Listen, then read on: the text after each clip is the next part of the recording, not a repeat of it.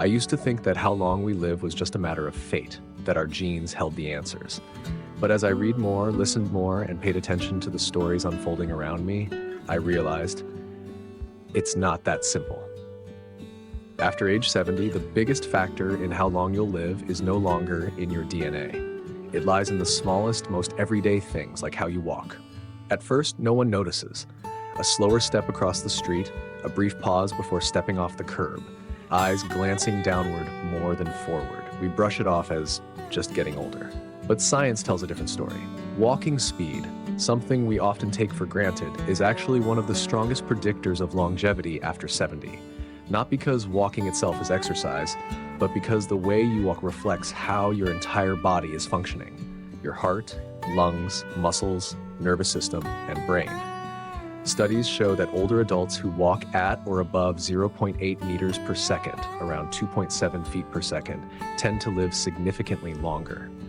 When your walking slows, even slightly, it could mean your heart is weaker, your lungs take in less oxygen, your muscles and joints are stiffening, or your brain is processing movement more slowly. The good news is, walking speed can be retrained. You don't need a gym, you don't need fancy shoes, you just need to step outside and decide to move. Start with 10 minutes a day, then 15, then 20. Not a casual stroll, but a walk where you feel your body wake up. A walk that says, I'm still here, and I'm still strong. I saw it happen with my 82-year-old neighbor. She used to sit almost all day, going out only when someone picked her up.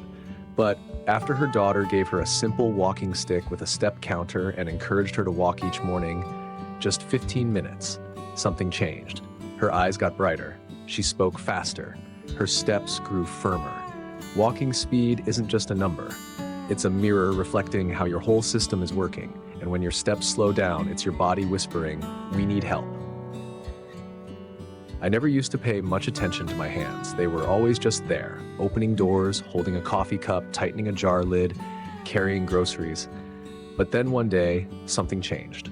A weaker grip, a bit more strain turning the doorknob, a slight tremble holding a pen. It was subtle, but it meant more than I realized. Grip strength, according to medical research, is one of the simplest yet most powerful indicators of health and longevity. A major study published in The Lancet, one of the world's leading medical journals, found that grip strength is a better predictor of life expectancy than even blood pressure. At first, it seems surprising, but when you think about it, it makes sense. Grip strength doesn't just depend on your hand muscles, it reflects a whole internal network. The brain sending signals, the nerves delivering commands, the heart pumping blood, the muscles responding. When your grip weakens, it could mean the system is losing connection. And when that connection fades, the body doesn't perform like it used to. It starts with small things: struggling to open a jar, dropping your fork, hesitating to carry your own bag. But it can quickly lead to bigger problems: avoiding physical activity, feeling less confident, even risking falls because you no longer trust your strength. But just like walking speed, grip strength can be rebuilt. You don't need expensive equipment. A simple stress ball, a grip trainer, or even just wringing out a wet towel or twisting off a lid with both hands, done daily and mindfully, can awaken the chain of connection from brain to hand again. One friend of mine, Mr. Hoa, in his mid-70s, used to avoid carrying groceries because he said his hands felt too weak. But after starting a routine of squeezing a hand gripper every evening and hanging from a bar with feet still touching the ground, within 2 months he was back to doing his own shopping. He smiled and said, "It's like my hands remembered who they used to be." Regaining grip strength isn't just about being able to hold things better. It's about reclaiming control, about feeling like your body is still yours, still reliable. And when your hands grow strong again, you'll notice something else. Your posture improves, your walk steadies, and your mind feels sharper. Because your hands aren't just the end of your body. They're the final link in a long chain. And when that link gets stronger, the whole system tightens and comes back to life. I once asked an older gentleman in my neighborhood, well into his 80s, "You wake up so early every day, don't you get tired?" He chuckled, pointed out the window to a blooming bougainvillea bush, and said, "I planted that when it was just a dry twig. Now every morning I see it bloom. I remember I still have something to take care of. Purpose doesn't have to be grand. It doesn't have to be a career, a legacy, or some lifelong mission. After 70, purpose can be something much simpler. A reason to get out of bed, someone to care for, a routine to keep, a habit you still enjoy, something that stirs just enough curiosity or meaning to pull you into the day. And science supports that.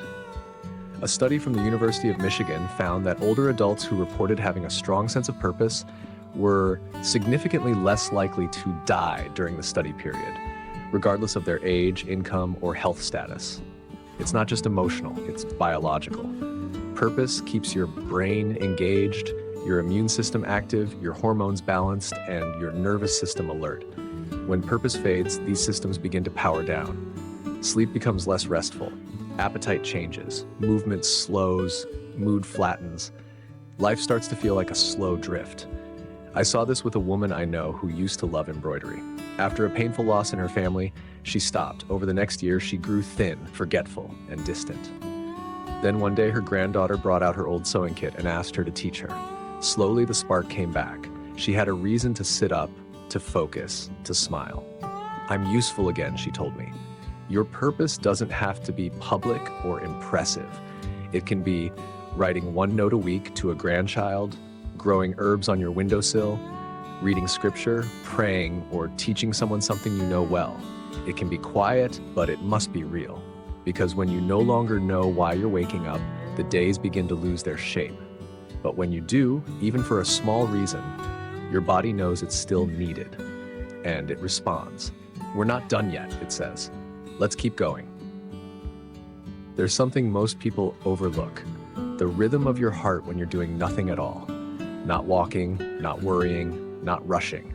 Just sitting still, breathing normally, at rest. Your resting heart rate might not shout for your attention like a fever or an aching joint, but it quietly tells the truth. It's one of the most powerful signals of how your body is doing behind the scenes. For older adults, a healthy resting heart rate typically falls between 60 and 70 beats per minute. 70 beats per minute. That means your heart is efficient. It doesn't need to overwork to keep you alive.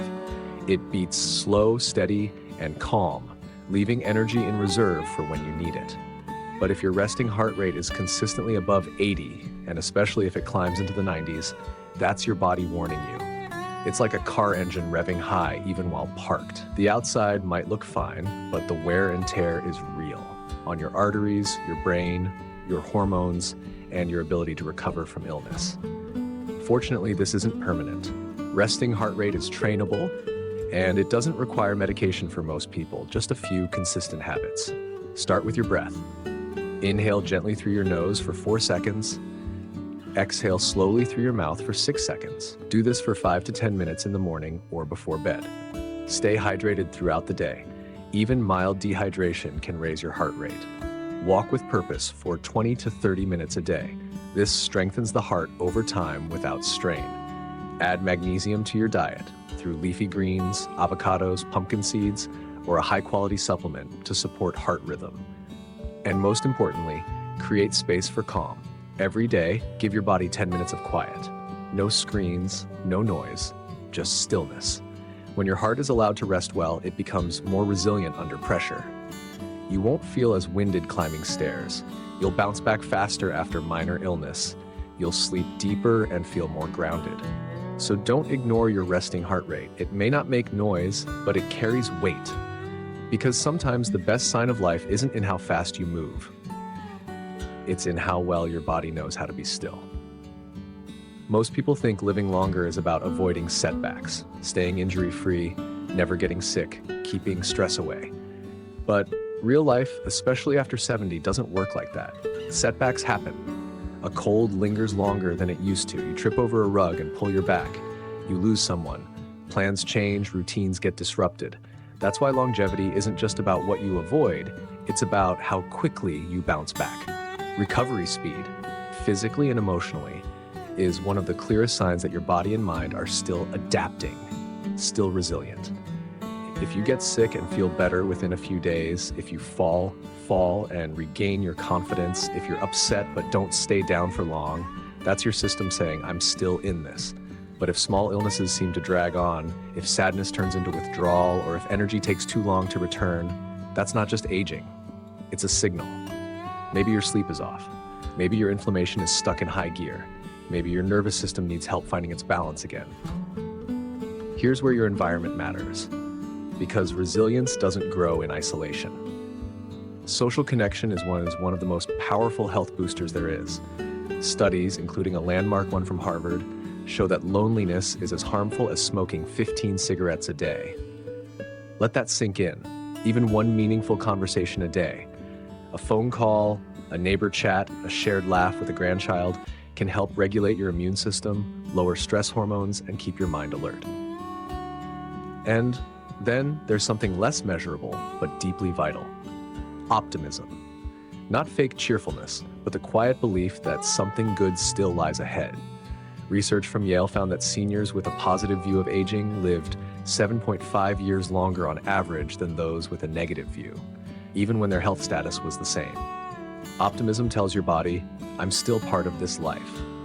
It keeps your brain producing feel-good chemicals. It supports recovery. It motivates movement. It invites connection. So if you felt yourself slowly retreating, sleeping more, talking less, caring less, don't judge yourself, but don't ignore it either. Ask, what still makes me curious? Who do I enjoy talking to, even briefly? What would I do today if I believed I still mattered? Because when you find even one reason to show up for someone, for something, your body responds. Your nervous system wakes up. Your heart softens its grip. Your energy returns. And most importantly, you stop drifting. You start living again.